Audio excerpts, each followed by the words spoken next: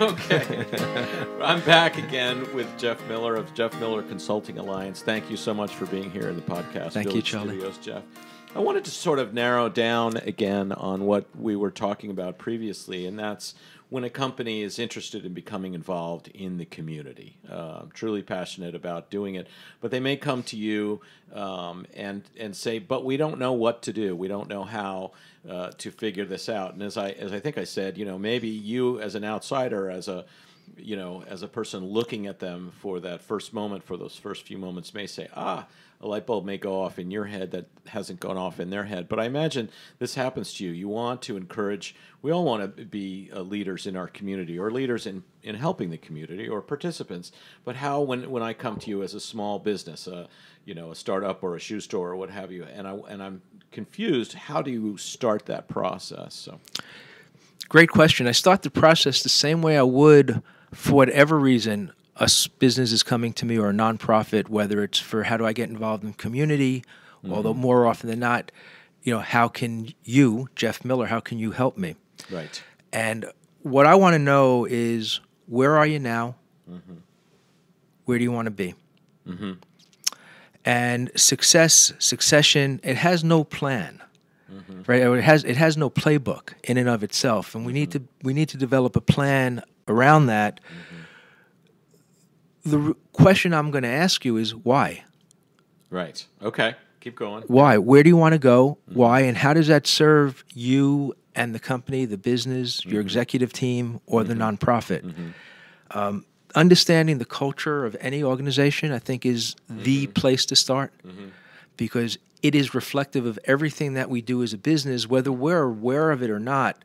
There's always a corporate culture, and we both have had that experience of. And I imagine that, I'm sorry to interrupt you, but I imagine there's people who aren't aware of their own culture, even though it's created, they've been there for whether it's a year or 10 years. There might be some people who aren't aware that they have a particular, identity, et cetera, to their corporation, their business. Yeah. Yes, and I think those are probably fascinating stories too. They're fascinating. So it sort of reminds me of a Woody Allen quote. Something he says, "Money's better than poverty, if only for financial reasons." I got to think for a minute. Right? Okay. So what our thought process about things, how our belief systems around things are so important. And as business owners, we have all kinds of beliefs around money, around sales, about people, and sometimes those tend to be self-limiting. Yeah.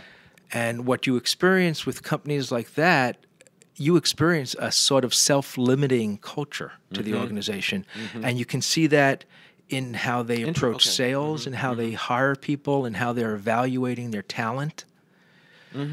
Culture is so many miles deep in an organization. I mean, going back to Jim Collins in Good to Great, he talks about one of the distinguishing factors being that I think it was 10 out of the 11 companies, all of the CEOs had risen from within.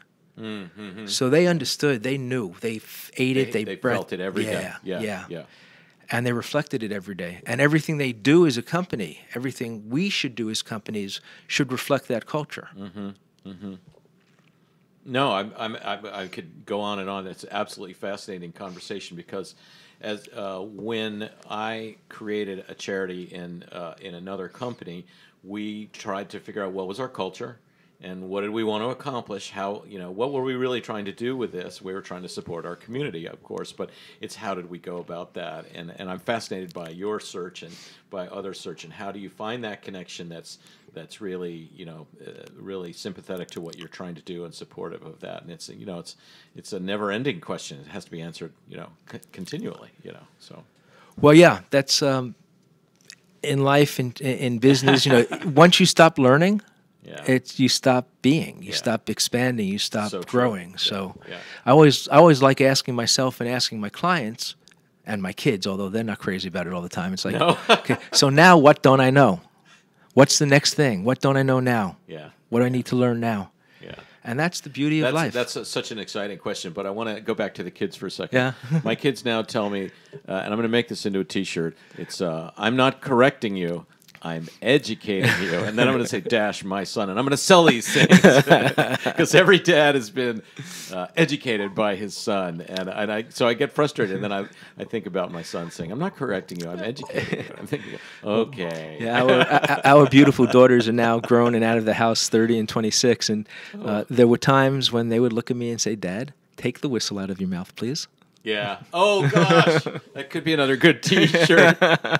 All right. Well, I'm just going to draw it to a close. This is be sort of a mini soundbite for us. Jeff, thank you so much for being here today, and I'm looking forward to many more conversations with you. Charlie, my pleasure. Thank you. Thank you.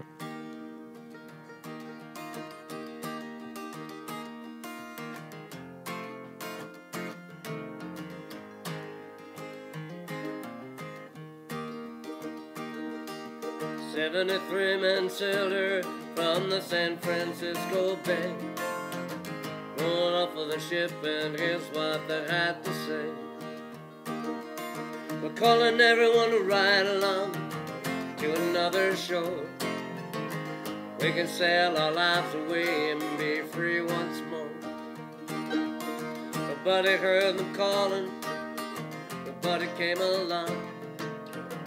They were too busy watching all those raindrops fall. Then the storm came a-rolling on the deep blue sea.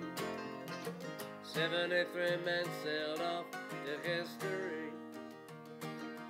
Ride, Captain, ride.